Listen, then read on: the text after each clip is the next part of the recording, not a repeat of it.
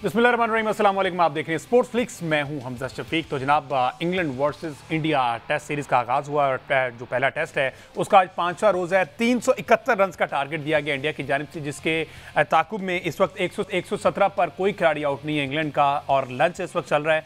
66 overs का game अभी बाकी है। तो अभी तक ये सारी सूरत देखते हुए तो लग रहा है कि इंग्लैंड जो है इस पहले टेस्ट को अपने नाम करने जा रहा है। लेट्स सी आगे चलकर क्या होता है, अभी मजीद ओवर पड़े में। उससे हटकर थोड़ी सी बात करेंगे हॉकी के हवाले से। हॉकी के हवाले से कुछ इस तरह से बात करनी कि पाकिस्तान स्पोर्ट बोर्ड ने न सिर्फ हॉकी बल्कि एक दीगर जो खेल के खिलाड़ी हैं उनको बुलाया गया, मदऊ किया गया जोहराने पर, जिसमें पाकिस्तान हॉकी टीम के 6 खिलाड़ियों को और ओवरऑल तमाम खिलाड़ियों को इन्वाइट नहीं किया गया, सिर्फ 6 खिलाड़ियों को। इसके अलावा दीगर अरशद नदीम है और नूर दस्तगीर भट्ट जो कि वेट लिफ्टर है। अब मामला कुछ यूँ है कि पाकिस्तान स्पोर्ट बोर्ड ने लाहौर से इस्लामाबाद या जिस भी शहर से इस्लामाबाद पहुँचना है उस खिलाड़ी को, एक बंदे को पर पर्सन जनाब 5,600 रुपया, यस 5600 की अमाउंट दी है कि ये टोटल एक्सपेंस है। 5,600 में आपने लाहौर से या जिस भी आप शहर में रह रहे हैं वहाँ इस्लामाबाद तक पहुँचना है, आकर जोहराना एंजॉय करना है, ठीक है। जिस पर अमाद भट्ट जो कि हॉकी के कप्तान हैं ये हॉकी टीम के, पाकिस्तान जो कि कौमी खेल है उसके कप्तान हैं, उन्होंने इनकार कर दिया कि जनाब इतना तो सिर्फ मोटरवे का टोल टैक्स है, आप क्या बातें कर रहे हैं। तो ये इस तरह से हम ट्रीट कर रहे हैं क्रिकेट से हटकर दीगर खेलों को, तो फिर क्यों ना जवाल पजीर हों दीगर तमाम खेल। इस सारी सूरत पर बात करते हैं। हमारे साथ मौजूद है अहमद सईद साहब स्टूडियोज़ में, इसके साथ अहमद कुरैशी हमें वीडियो लिंक के जरिए मौजूद ज्वाइन करेंगे। अहमद सईद साहब, क्या हरकत है वैसे, पाकिस्तान स्पोर्ट बोर्ड को सोचना चाहिए इस तरह की 5,600 रुपया दिया है और महंगाई का मेरा ख्याल गालिबन शायद उनको अंदाजा नहीं है। ये तौहीन है, वैसे इंसल्ट है जी। देखें, इसी किस्म के जज्बात का इजहार जो है वो हमारे कौमी कप्तान अमाद भट्ट ने किया है। पाकिस्तान की टीम जो अभी नेशंस कप खेलने के लिए मलेशिया में मौजूद थी, पाकिस्तान ने वहाँ पर दूसरी पोजीशन हासिल किया। अनफॉर्चुनेटली हम फाइनल मैच में वहाँ से शिकस्त खा बैठे। आपको याद होगा कि पिछले साल पाकिस्तान ने अजलान शाह टूर्नामेंट में शिरकत की थी, वहाँ भी पाकिस्तान की टीम फाइनल में जापान से हार गई थी, और उसके बाद भी बहुत बुलंदोबांग दावे किए गए थे कि कौमी टीम खिलाड़ियों के लिए इनाम का भी ऐलान करेंगे, लेकिन उसका भी जो है वो कोई सुनवाई नहीं हुई। और अब एक कदम आगे चल के पाकिस्तान स्पोर्ट्स बोर्ड की जानिब से एक इंतहाई अजीब व गरीब हरकत की है, जिसके लिए आपने तौहीन का लफ्ज़ बिल्कुल दुरुस्त इस्तेमाल किया है कि 5,600 रुपये जो है वो उन्हें दिए गए हैं और उन्हें भेजा जा रहा है कि इस्लामाबाद में आपने एक जोहराने में शिरकत करनी है। तो मेरा ख्याल है कि इस पर मज़ीद हमें कुछ कहने की ज़रूरत नहीं है। पाकिस्तान में हॉकी कस्म पुरसी, पाकिस्तान में कौमी खेल के साथ जिस किस्म के रुसवाई का मामला हो रहा है, इस तरह के लोग, इस तरह की ही हरकतें हैं, वो लोग जिनका खुद स्पोर्ट्स के साथ कोई ताल्लुक़ नहीं है, वो लोग जो कभी खुद हॉकी नहीं खेले हुए, या वो लोग जो कभी जिन्हें कोई किसी स्पोर्ट्स में हिस्सा नहीं लिया हुआ, वो पाकिस्तान स्पोर्ट्स बोर्ड के मामलात को चला रहे हैं। जिन लोगों ने कभी क्रिकेट नहीं खेली वो पाकिस्तान में क्रिकेट चला रहे हैं, जिन लोगों ने कभी फुटबॉल नहीं खेली वो पाकिस्तान में फुटबॉल चला रहे हैं। तो मामला ये है कि अगर आप हॉर्सेस फॉर कोर्सेस की बात हमने बहुत सुनी थी क्रिकेट के अंदर भी, लेकिन हमें ना उसका मतलब आता है ना हमें उसकी समझ आती है, और हमने 4 लफ्ज़ अंग्रेजी के रट के जो है वो ये बताना शुरू कर दिया है कि हमें बहुत ज़्यादा बातें पता है, हालांकि कुछ भी नहीं पता। तो मेरी पाकिस्तान स्पोर्ट्स बोर्ड को तो मुझे खैर क्या कहना, मैं तो अपने जज्बात के इजहार के लिए माफ़ी मांग सकता हूँ। बेचारे हमारे जो हॉकी के प्लेयर्स आ रहे हैं वो हमारे हीरोज़ हैं, और उन्होंने अपना पेट काट के, लिटरली जिसको उर्दू में कहते हैं कि अपना पेट काट के उन्होंने पाकिस्तान की नुमाइंदगी की है मुख्तलिफ इवेंट्स के अंदर। और इनको जो 30,000 रुपये योमिया मिलने थे इंटरनेशनल इवेंट्स के अंदर वो भी इनको नहीं मिले, और वही ये 30,000 वही होते हैं जिनमें प्लेयर्स ने अपना खर्चा भी निकालना है, अपने रिहाइश का बंदोबस्त भी करना है, और रोज़ाना का जो उसका खाने पीने के अखराजात हैं वो भी उसी में से होंगे।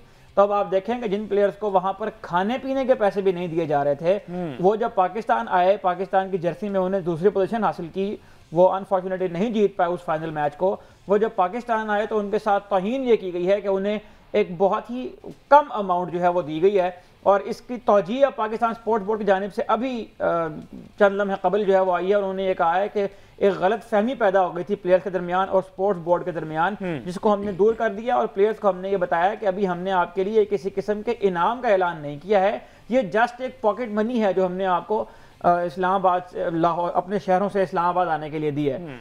तो मेरा ख्याल है कि अब आप खुद ही अंदाजा लगा लें कि ये पॉकेट मनी मेरा ख्याल है आजकल स्कूल के बच्चों को मिलती है। अगर आप किसी लाहौर में या किसी गुजरांवाला में या फैसलाबाद के शहर में रहते हैं तो उनको भी जो है ना वो इस जो पॉकेट मनी मिलती है वो इससे ज़्यादा होती है। तो पाकिस्तान के हॉकी के साथ ही क्या, पाकिस्तान में तमाम खेलों के साथ, वो फुटबॉल हो, वो हॉकी हो, वो इवन जेवलिन हो जिसमें हमने ओलंपिक गोल्ड लिया है, उसमें भी इंटरनेशनल स्टैंडर्ड की जेवलिन हमारे पास पूरे मुल्क में मौजूद नहीं थी। तो इस तरह के लोग जब तक यहाँ बैठे हुए हैं जो ना फेडरेशन को छोड़ते हैं ना उस फेडरेशन को चलने देते हैं, उस वक्त तक मेरा ख्याल है कुछ भी नहीं होगा। और हुकूमत अगर संजीदगी से कोई काम करना चाहती है तो सबसे पहले उनको इन मोनोपोलीज को तोड़ना होगा जो फेडरेशन के अंदर बैठी हुई हैं, इनको उठा के बाहर फेंकना होगा। अहमद कुरैशी साहब, आप तक भी डेफिनेटली सर खबर पहुंच चुकी होगी। 5,600 रुपया जनाब वो कह रहे हैं कि ये काइंड ऑफ पॉकेट मनी आप पे, कि ट्रैवलिंग अलाउंस आप चलें इसे कह लें ट्रैवलिंग अलाउंस, लेकिन इतने में अगर एक शहर से दूसरे शहर ट्रैवल करना है तो पाकिस्तान स्पोर्ट बोर्ड जो है उनका कोई एक आधा बशिंदा करिंदा जो है वो खुद जरा ट्रैवल करके दिखाए इस बजट में, तो फिर शायद हम भी मान लें। शायद वो बाइक पे जाना है, मेरा ख्याल उसका उन्होंने एस्टिमेट लगाया है। ये 5,600 जिस किसी ने भी ट्रैवलिंग अलाउंस की सूरत में प्लेयर्स को देने की कोशिश की है, मुझे लगता है उस बंदे ने 5,600 में लास्ट टाइम शायद 2000 के दौर में जो है ना ट्रैवल किया होगा, उसको लग रहा होगा कि आज भी फ्यूल के चार्जेस और जो ट्रैवलिंग कॉस्ट है वो सेम है। हमजा, जब आप ऐसे लोगों को स्पोर्ट्स बोर्ड्स में मुसल्लत करने आके और इसी तरह के नतीजे और इसी तरह की एम्बैरेसमेंट होती है, मुझे तो सुन के इतनी ज्यादा शर्मिंदगी हो रही है। जिस किसी ने भी ऑफर किया है या जिस किसी ने भी हातिम ताई की कब्र पे लात मारने की कोशिश की है 5,600 अनाउंस करके, उसको अनाउंस करते हुए शर्म नहीं आई, तो मेरे ख्याल में कि ये बताता है कि हम कितने संजीदा हैं अपने क्रिकेट के अलावा बाकी खेलों को लेके, और खासतौर पे ऐसा खेल जो कि हमारा नेशनल स्पोर्ट है उसका जिस तरह से हम जनाजा निकाल रहे हैं। और मेरे ख्याल में ये सिर्फ उनको एक ट्रैवलिंग अलाउंस नहीं पेश किया गया, उनके मुंह पे मेरे ख्याल में चिमाट मारने की कोशिश की गई है कि आपने पाकिस्तान को रिप्रेजेंट किया है इंटरनेशनल लेवल पे, तो आप हमारी तरफ से ये 5,600 की सूरत में चिमाट डिजर्व करते हैं। क्योंकि इज्जत देना हमारे खिलाड़ियों को या हमारे लेजेंड्स को, हमने इस मुल्क में ना ही तो ये रिवायत डाली है और ना ये सीखा है कि अपने प्लेयर्स को कैसे हमने इज्जत देनी है। और मेरे ख्याल में गवर्नमेंट ऑफ पाकिस्तान को इस चीज का नोटिस लेना चाहिए और आपको रेलिवेंट लोग लाने पड़ेंगे, उन लोगों को लाना पड़ेगा जिनका स्पोर्ट्स के साथ कुछ लेना देना है।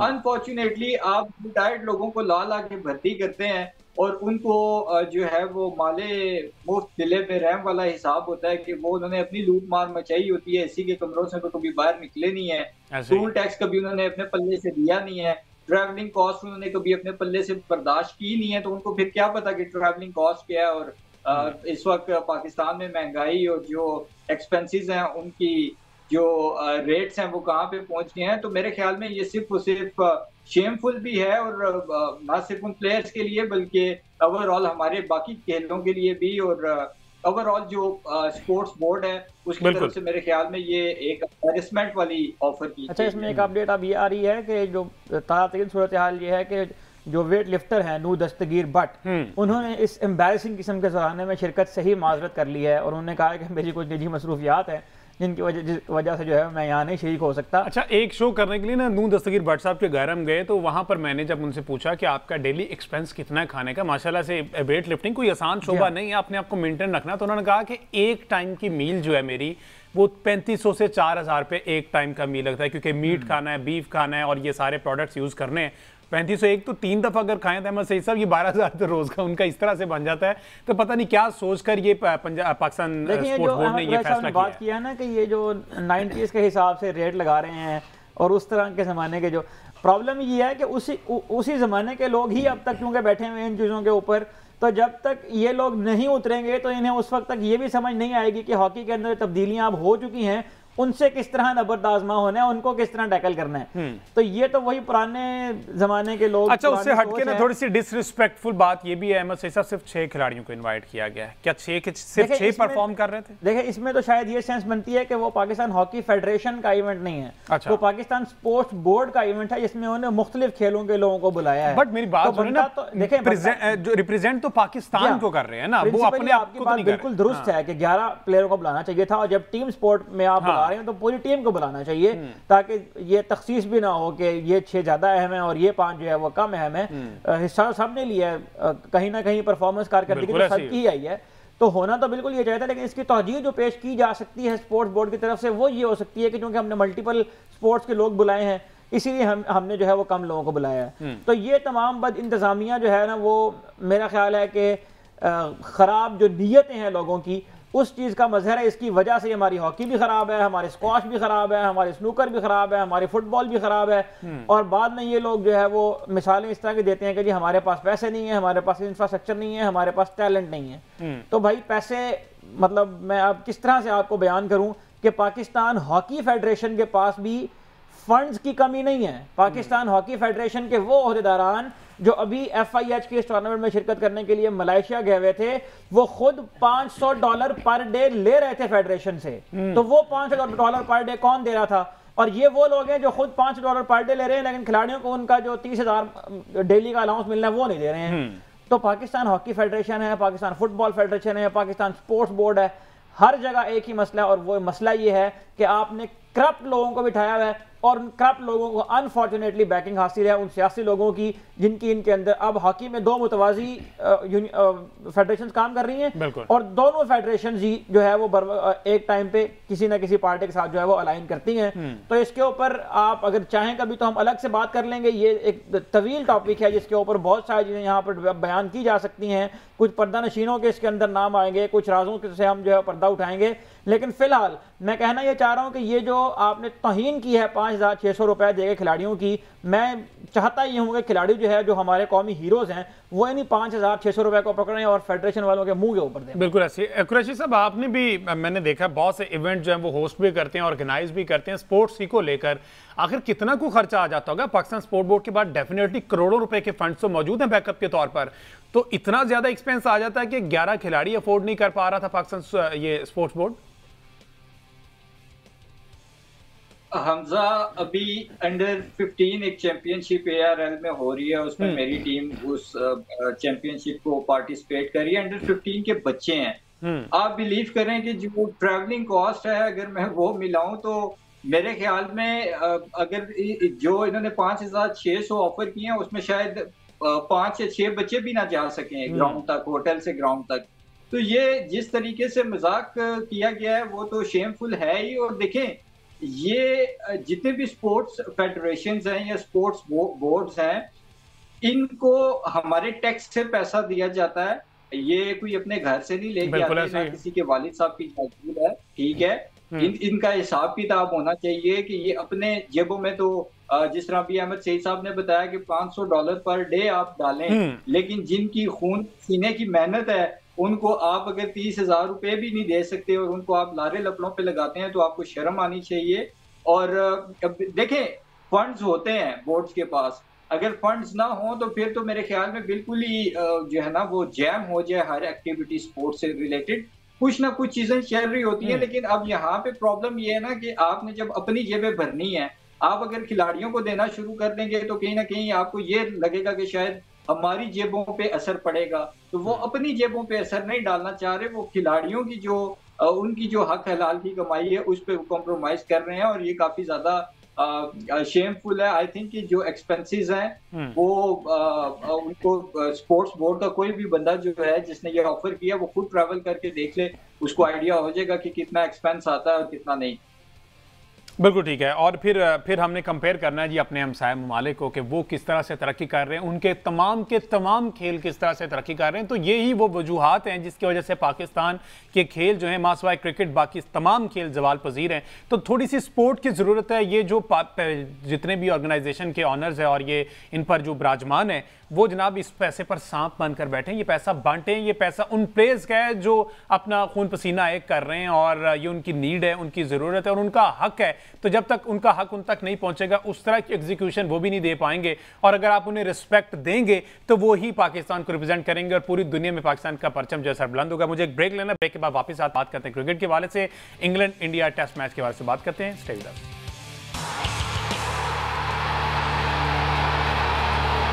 वेलकम बैक जी। बात हो रही है, इससे कबल हमने देखा पाकिस्तान हॉकी की बात की, पाकिस्तान स्पोर्ट्स बोर्ड की बात की, जो सूरत हाल इस वक्त चल रही है मुल्क में। अब थोड़ी सी बात कर ली जाए क्रिकेट के हवाले से। तो इंग्लैंड इंडिया टेस्ट मैच जिसका आज आखिरी रोज़ है, अहमद सईद साहब क्या लगता है 371 का टारगेट है, 117 फॉर 0, और इस वक्त जिस तरह से टॉली डकट खेल रहे हैं मुझे लगता है कि इस वक्त अपर हैंड जो है वो इंग्लैंड का है। देखें, बिल्कुल आपने दुरुस्त कहा। कल जो इंडिया की टेल जो है वो 31 रन उन्होंने बनाया आखिरी 6 विकेटों पर इंडिया ने। और उसके बाद जो टारगेट सेट किया इंग्लैंड की टीम ने, उसको देखकर भी यही लग रहा था। और इंग्लैंड की टीम जिस तरह से क्रिकेट खेल रही है, इस ब्रांड ऑफ क्रिकेट को उन्होंने बनाया हुआ है, उसको देख के दुनिया भर में लोग ये प्रेडिक्ट कर रहे थे कि इंग्लैंड की टीम यहाँ पर चेज के लिए जाएगी, ड्रॉ की बजाय। और उसका जाहिर है अगर हम इसको सेगमेंट्स के अंदर डिवाइड करें तो पहला जो पार्ट होना था वो डेफिनेटली यही होना था कि just go and play through the first session. उसके बाद हम देखेंगे कि हमें दूसरे सेशन में आके एक्सेलरेट करना है, या अगर हमारे पास विकेट्स नहीं होती तो फिर हमें किस तरह से प्लानिंग रखनी है। तो मेरा ख्याल है कि जो स्टेप 1 है वो कंप्लीट हो गया है।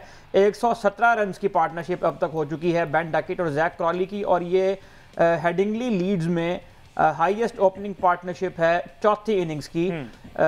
76 ईयर्स पुराना रिकॉर्ड जो है वो इन दोनों बैटर्स ने आज तोड़ दिया है अगर लीड्स की बात की जाए तो। अब इक्वेशन ये है कि 251 रन दरकार हैं और तकरीबन 66 ओवर का खेल जो है वो बाकी है। और मेरा ख्याल है कि अगर दूसरा सेशन जिस तरह से पहले सेशन बगैर विकेट खोए उन्होंने 3.9 के रन रेट से फिर भी उन रन्स बनाए, गो के वो बहुत सेफ खेल रहे थे। बुमराह के पहले स्पेल के अलावा कहीं मुश्किलात का भी उनको सामना नहीं करना पड़ा है। और सेशन ख़त्म होने से कुछ देर कबल एक हाफ चांस जो कॉटन बॉल के में बुमराह से मिस हुआ, उसके अलावा कोई ऐसा चांस भी उन्होंने नहीं दिया है इंडियन बॉलर्स को। तो लगता है कि दूसरे सेशन में जब वो खेलने के लिए आएंगे तो उनकी अप्रोच बिल्कुल वही होगी जो ब्रेंडन मैककलम के आने के बाद और बेन स्टोक्स के आने के बाद इंग्लैंड टीम ने जिसको अपनाया हुआ है। यहाँ पर मैं आपको ये भी याद दिलाऊं कि इस तरह की एक सिमिलर चेस 3 साल पहले जब इंडिया की टीम गई थी इंग्लैंड में, तो बर्मिंघम का जो एडबेस्टन ग्राउंड है वहां पर 378 रन जो है वो चेज कर लिए थे इंग्लैंड की टीम ने, जिसमें जॉनी बेयरस्टो और जो रूट ने सेंचुरी स्कोर की थी। तो ये हाईएस्ट 4th इनिंग चेज भी था इंग्लैंड का, और अगर इंग्लैंड आज ये चेज करता है तो ये सेकंड हाईएस्ट होगा। और इंडिया की टीम अपनी पूरी हिस्ट्री में 350 प्लस रन को डिफेंड करते हुए सिर्फ एक मैच हारी है, और वो वही बर्मिंघम का टेस्ट मैच था, जिसको शायद आज दोबारा रिपीट करने का मौका मिलेगा इंग्लैंड की टीम को लीड्स में। यहाँ पर मैं ये बताया चलूँ कि टेस्ट क्रिकेट को एक्साइटिंग जहाँ तक बनाने की बात है, टेस्ट क्रिकेट को जहाँ तक कमर्शलाइज करने की बात है, और जो लोग ये कहते हैं कि टेस्ट क्रिकेट से पैसे नहीं कमाए जा सकते हैं, उनके लिए ये खबर ये है कि सिर्फ आखिरी दिन 8000 से ज्यादा लोगों ने टिकट्स खरीदी हैं इस टेस्ट मैच को देखने के लिए, जो कि इस वक्त लीड्स में जारी है। तो आपके पास टेस्ट खेलने के लिए अच्छी टीम हो, आपके पास टेस्ट मैच दिखाने के लिए अच्छा ब्रॉडकास्ट का इंतजाम हो, तो लोग अभी भी टेस्ट क्रिकेट देखना चाहते हैं। और T20 से ज़्यादा लोग मेरा ख्याल है कि अभी इस वक्त हेडिंगली के ग्राउंड में जो है वो लीड में मौजूद हैं। तो जिस तरह का एक्साइटिंग ब्रांड ऑफ क्रिकेट वो पेश कर रहे हैं, मेरा ख्याल है कि इंग्लैंड ही वो वाहिद कंट्री है जो इस मौसम के अंदर, जून जुलाई के मौसम के अंदर टेस्ट मैच दिखाने के लिए भी स्टेडियम भर सकता है। बिल्कुल ऐसे। अहमद कुरैशी साहब, what's your take on it? क्या सूरत हाल आपको लग रही है? आपका क्रिकेट तजर्बा क्या कहता है कि ये जो आखिरी रोज़ अभी 66 ओवर्स का खेल बाकी है, 117 पे कोई खिलाड़ी आउट नहीं है, तो आपको लगता है कि इंग्लैंड जो है वो डोमिनेट कर जाएगा लास्ट डे? इंग्लैंड को फिर बेसबॉल टाइप की क्रिकेट खेलनी पड़ेगी चेस करने के लिए, क्योंकि जो टोटल है वो काफी बड़ा है बोर्ड पे। आई थिंक बिल्कुल अहमद सईद साहब ने सही बात की है कि जो एक्साइटमेंट है टेस्ट क्रिकेट में वो हमें नजर आई है इस टेस्ट सीरीज में। अभी पहला टेस्ट है, उसी से ही आप अंदाजा लगा सकते हैं कि स्टेडियम खचाखच भरा रहा। और इसी तरह की जब इंग्लैंड ने पाकिस्तान का टूर किया था तब भी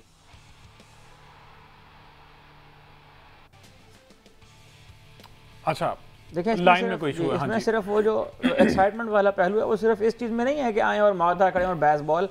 अभी एशेज सीरीज होने में तकरीबन 6 महीने का वक्त बाकी है। बिल्कुल ऐसे ही। एशेज सीरीज के लिए 3 लाख से ज्यादा टिकट्स अभी तक बेचे जा चुके हैं, 6 महीने हो चुके हैं। अच्छा। ऑस्ट्रेलिया की टीम तो बेसबॉल नहीं खेलती, ऑस्ट्रेलिया की टीम तो प्रॉपर टेस्ट क्रिकेट खेलती है, लेकिन टेस्ट क्रिकेट को जिस तरह से पेश करना चाहिए लोगों के सामने, जिस तरह से वो अपने फैसिलिटेट करते हैं मैच देखने के लिए आने वालों को, जिस तरह से उसका माहौल बनता है, और एशेज की ज़ाहिर अपनी तारीखी अहमियत भी है। 50,000 से ज़्यादा टिकट तो इंग्लैंड के लोगों ने खरीदे हैं एशेज सीरीज़ के लिए। तो मेरा ख्याल है कि प्रॉपर टेस्ट क्रिकेट भी लोग उतनी ही दिलचस्पी से देखते हैं जितनी दिलचस्पी से लोग, बल्कि मुझे ये लगता है कि गुजरते वक्त के साथ साथ लोग अब इस बात से उकता गए हैं कि बैट्समैन आए और वो एज पर भी छक्का मारे तो उसके लिए भी तमाशाई जो है वो खड़े होकर तालियां बजाएं। अब मेरा ख्याल है कि लोग दोबारा से देखना चाहते हैं कि मेरिट पर खेली गई बॉल के ऊपर और मेरिट पर लेफ्ट की गई बॉल के ऊपर भी तमाशाई किस तरह से खड़े होकर तालियां बजाते हैं। तो ये वो खसूसियात हैं। उसकी एक बड़ी सॉलिड वजह यह है कि उनके पास टेस्ट क्रिकेट खेलने के लिए प्लेयर्स हैं। अब जिन प्लेयर्स को आप कह रहे हैं कि वो बेसबॉल स्पेशलिस्ट हैं, वो सिर्फ वहां पर आके मारधार नहीं करते। अभी जैक क्रॉली और बेन डकेट का आप डिफेंस भी अगर जाकर देखें, जिस तरह से उन्हें बुमराह के स्पेल को और सिराज के पहले स्पेल को खेला है, तो आपको नजर आएगी कि उनकी जो टेक्निक है वो टेस्ट क्रिकेट के एतबार से बनी हुई है। और condition to condition, session to session pitch के एतबार से खेलना इन प्लेयर्स को आता है, जिसकी वजह से ये उस ब्रांड ऑफ क्रिकेट को एग्जीक्यूट करने में भी कामयाब हो रहे हैं। तो brand of cricket, philosophy of cricket, planning होना एक अलग बात है, उस प्लानिंग के लिए रिसोर्सेज तैयार करना वो अलग बात है। पाकिस्तान की क्रिकेट टीम जो है वो अनफॉर्चुनेटली अभी तक ये ही तय नहीं कर पा रही कि हमारा टेस्ट क्रिकेट में वे फॉरवर्ड क्या होगा और हमें उसके लिए किस तरह के प्लेयर्स चाहिए। तो ये जो बेन डकेट और जैक क्रॉली हैं, जो बेसबॉल क्रिकेट जब से आई है, जैक क्रॉली के ऊपर खास तौर पर जेम्स विंस को ड्रॉप करके इनको टीम में शामिल किया था और ये 54 टेस्ट मैच अब तक खेल चुके हैं। 129 फर्स्ट क्लास मैचेस का तजर्बा रखते हैं, 27 साल इनकी उम्र है सिर्फ। तो पाकिस्तान में देख लें कितने प्लेयर हैं 27 साल के जिन्होंने 129 फर्स्ट क्लास मैच खेल रखे हुए हैं। एक भी नहीं होगा गालिबन, मेरा ख्याल है अभी के टाइम पे तो एक भी नहीं होगा। एक भी नहीं होगा। तो देखें अगेन, जिस तरह का भी ब्रांड ऑफ क्रिकेट आप खेलना चाहते हैं, प्लेयर बनेगा लॉन्गर फॉर्मेट से, उसका स्किल लॉन्गर फॉर्मेट से बनेगा और उस स्किल को सस्टेन करने के लिए भी जरूरी है कि वो 4 डे क्रिकेट खेले। जोफ्रा आर्चर तकरीबन 1500 दिन के बाद वापस आए हैं और उन्होंने काउंटी क्रिकेट खेलने से जो है वो उसका आगाज किया है और वो जल्द ही आप इंग्लैंड की रेड बॉल टीम। अच्छा, ये वापसी से मुझे याद है सामने फुटेज भी चल रही ऋषभ पंत की। अच्छा, अब ये बहुत बड़ी एक एग्जांपल हमारे पास है कंपैरिजन करने के लिए भी, सीखने के लिए भी, लर्निंग प्रोसेस सारा ये इस पर रिलाई कर रहा है। ऋषभ पंत ने 134 पहली इनिंग्स में, 118 दूसरी इनिंग्स में, इन टोटल 252 रन एक टेस्ट मैच में बैटर बने हैं। दूसरे विकेट के बाद 252। पाकिस्तान में क्या होता है कि अगर खुदा ना खास्ता कोई उंगली भी फ्रैक्चर हो जाते हैं ना, तो जब वो कमबैक करता है तो ऐसा लगता है जैसे क्रिकेट भूल गया हुआ है। रिहैब प्रोसेस हमारा उस तरह से नहीं, अप टू दी मार्क नहीं है। जितने भी प्लेयर्स इंजर्ड होके गए हैं, वापसी कम बैक उनका कोई मेमोरेबल नहीं रहा।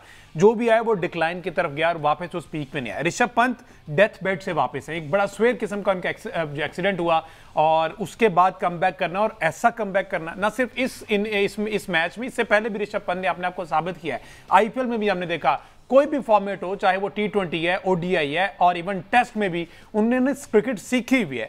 तो ये जो रिहैब वाला है सही सा मसला है, ये सिर्फ पाकिस्तान में नजर आ रहा है या दूसरे मुल्क में भी आपने कहीं देखा है कि इस तरह माइनर इंजरी से भी वापस आते हैं प्लेयर और वो भी स्ट्रगल कर रहे होते हैं? देखा ऋषभ पंत की आपने बहुत अच्छी आपने एग्जांपल यहाँ पर दे दी है। मेरा ये ख्याल है कि फ़र्क ये है कि वो लोग उन लोगों से रिहैब करवाते हैं जो इसको जानते हैं। होता यह है कि पाकिस्तान में आमतौर पर कोई स्पोर्ट्स से रिलेटेड इंजरीज का माहिर जो है वो बहुत कम दस्तयाब होता है। जो दस्तयाब होता है वो भी आमतौर पर सिर्फ पीसीबी के साथ काम करते हुए आपको नजर आता है, बाकी किसी खेल के अंदर काम करते हुए आपको नजर नहीं आता है, क्योंकि उनके जो इंसेंटिवाइज करने का उनका हाल है वो तो हमने पहले सेगमेंट में बात कर ली है कि जो हम हशर करते हैं अपने खिलाड़ियों का। बिल्कुल। तो पाकिस्तान में अनफॉर्चुनेटली हुआ यह है कि जिन लोगों के करने का जो काम नहीं है ना, उन लोगों को ये काम। रिहैब की हिस्ट्री अगर मैं आपके सामने रखूं, हारिस सुहेल की मैं आपके सामने एग्जांपल अगर रखूं, हारिस सुहेल के डॉक्टर ने उस घुटने का ऑपरेशन कर दिया था जिस घुटने का मसला था ही नहीं। एहसानुल्लाह का केस अभी हमारे सामने है। एहसानुल्लाह के कंधे को जिस तरह से ट्रीट किया गया है, उन मतलब इस तरह के जितने भी मामला पाकिस्तान क्रिकेट के अंदर होते रहे हैं, उन सारों को देखकर आपको तो ये लगता है कि नीम हकीम जो है उनके हाथ में ये प्लेयर दिए गए हैं, और कोई भी प्लेयर, एक भी ऐसा प्लेयर नहीं है पिछले 5 सालों में जिसको इंजरी हुई हो और वो मुकम्मल रिकवर करके वापस आया हो, सिवाय मोहम्मद हसनैन के, क्योंकि अपना इलाज करवाने के लिए पाकिस्तान से बाहर चला गया था और उसी को ही फिर दोबारा फॉलो किया हसन अली ने, और वो भी तो अपनी इंजरी का रिहैब जो है वो करवा के अच्छे अंदाज में वापस आए हैं। तो यहाँ पर तो न सिर्फ कोचेज बल्कि जो लोग इन प्लेयर्स के रिहैब के लिए उनके साथ काम कर रहे हैं, वो भी उनके करियर को बेहतर करने की बजाय उनके करियर में बिगाड़ का बायस बनता है। ऋषभ पंत के बारे में जब उनका एक्सीडेंट हुआ था तो उनको डॉक्टर ने ये कहा था कि आप अगर जिंदगी में दोबारा चलने के भी काबिल हो गए तो ये बहुत बड़ी लक होगी आपके लिए। न सिर्फ ये कि उन्हें 2 साल अपना रिहैब कंप्लीट किया, इसमें इंपॉर्टेंट बात यह है कि उन्होंने किसी किस्म की अर्जेंसी भी नहीं दिखाई, क्योंकि समटाइम्स ये होता है कि प्लेयर के अंदर जब एक बेसब्रापन भी होता है ना प्लेयर के अंदर, जब वो खड़ा हो जाए या वो थोड़ा भागना शुरू हो जाए तो वो कहता है कि ठीक है मैं ग्राउंड में जाके बैटिंग करूंगा, बॉलिंग करूंगा, विकेट कीपिंग करूंगा, जिस तरह से हमारे यहाँ होता भी है। लेकिन उन्होंने बुमराह के साथ भी ये हुआ, ऋषभ पंत के साथ भी ये हुआ, उन्होंने पूरा टाइम दिया और इंडियन क्रिकेट बोर्ड ने इस दौरान उनको सेंट्रल कॉन्ट्रैक्ट से भी बाहर नहीं निकाला। ये बीसीसीआई को भी इसका क्रेडिट डेफिनेटली हाँ, जिसकी वजह से किसी किस्म का कोई फाइनेंशियल प्रेशर भी उनके ऊपर, इनसिक्योरिटीज नहीं रही, तो उन्हें अपना रिहैब मुकम्मल किया और वो उससे बेहतर शेप में। अब जो उनकी बॉडी आपके सामने नजर आती है ना, उसके ऊपर बॉडी मैस पहले से ज्यादा है। हमारे यहाँ इस तरह का प्लेयर अगर आके बैटिंग करना शुरू हो तो उसे हम आमियाना जबान में मोटा कह के बाहर निकाल देते हैं कि वो तो बहुत मोटा हो गया, जिस तरह हमने आजम खान के साथ किया था। अच्छा, जील खान के साथ हमने ऐसे किया, किसी ने ये पता करने की जहमत नहीं की कि हो सकता है कि इनका बॉडी टाइप ही इस तरह का हो, और उनका जो मेडिकल रिकॉर्ड है वो किसी ने निकलवा कर ये जहमत ही नहीं की कि पता करें कि इनकी जो बॉडी शेप है वो क्यों है। समटाइम्स ऐसा होता है कि कुछ बॉडी टाइप्स के अंदर ये टेंडेंसी होती ही नहीं है कि वो वेट लूज कर पाए। हेनरी क्लासन को अगर आप देखें, जितने भी T20 स्पेशलिस्ट हैं जिनको आप पावर हिटर कहते हैं, उन सब को आप निकाल के देखें तो आपको नजर आएगा कि उनका जो बैक लिफ्ट है वहां पर आपको थोड़ी सी बॉडी मैस नजर आता है। लेकिन यहां पर ये प्लेयरों को भेजते हैं जिम करने के लिए, उन्हें कहते हैं कि वो पतली पतली सी बाजू, बाबर आजम का एक बहुत मशहूर वीडियो था, पतली पतली सी बाजू लेके आ जाओ और ये जो ऐसे पतले से मुंह लेकर आ जाओ तो फिर तुम स्मार्ट लगोगे। तो अनफॉर्चुनेटली पाकिस्तान में तो किसी को पता ही नहीं है कि स्पोर्ट्स किंजेस को ट्रीट किस तरह करना है। आज से 20 साल 22 साल पहले जैक कैलिस क्रिकेट खेल कर गए हैं, उनकी बॉडी जरा देखें आप, उनसे बेहतर ऑलराउंडर तो दुनिया क्रिकेट ने नहीं देखा मेरा ख्याल है। तो मेरा ख्याल है कि ऋषभ पंत के केस में भी ये हुआ है कि उन्होंने अपना रिहैब उन लोगों से करवाया है कि जिनको स्पोर्ट्स की इंजरीज को उनको अंदाजा था बिल्कुल कि ठीक किस तरह से डील है, करना। बिल्कुल ठीक है। ये ऋषभ पंत नहीं, आपको जसप्रीत बुमराह भी याद होगा कि जसप्रीत बुमराह भी जिस तरह से वापस हैं और अब ऑलमोस्ट हर मैच में उनका 5 होता है, पहले से बेहतर होकर आए और वो उन्होंने एक टाइम अच्छा गुजारा और सीखने के अमल को जारी रखा। बहरहाल ये एक बहुत बड़ी एग्जाम्पल है और ये एक मैसेज है पाकिस्तान क्रिकेटर्स को भी और हायर अथॉरिटीज को भी कि जिसका जो काम है उसको उसी काम से स्टिक रखा जाए और right man for the right job जो है उसके लिए पाकिस्तान में अशद जरूरत है। तो इस तरह से नीम हकीम के पास भेजने से बेहतर है अपने प्लेयर जाया कर, जैसे एहसानुल्लाह की एग्जांपल हमारे पास मौजूद है। सबसे बड़ी एग्जांपल कि जब वो आया था एक उसने हाइप बनाई लेकिन इंजर्ड हुआ और उसकी कमबैक जो उसकी वापसी इसी तरह शाहनवाज दानी है वापसी जो वो इम्पॉसिबल होती हुई दिखाई दे रही है। तो इस बारे में पाकिस्तान क्रिकेट बोर्ड को सोचना होगा। आने वाले प्रोग्राम्स पर फर्दर भी बात करेंगे। मुझे दीजिए इजाजत, अल्लाह हाफिज़।